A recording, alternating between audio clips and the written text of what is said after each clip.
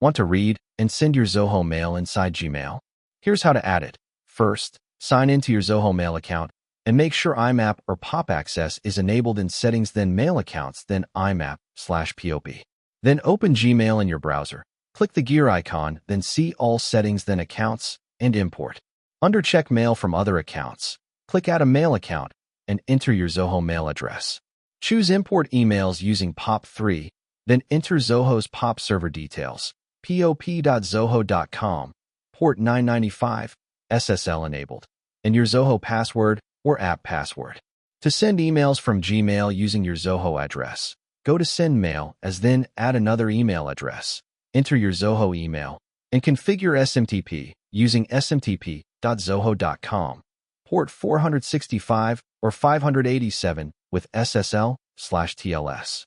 Confirm the verification email sent by Zoho. After saving, Gmail will fetch Zoho emails and allow sending from your Zoho address. That's it. Your Zoho Mail is now connected to Gmail. Thank you for watching and see you on my next video.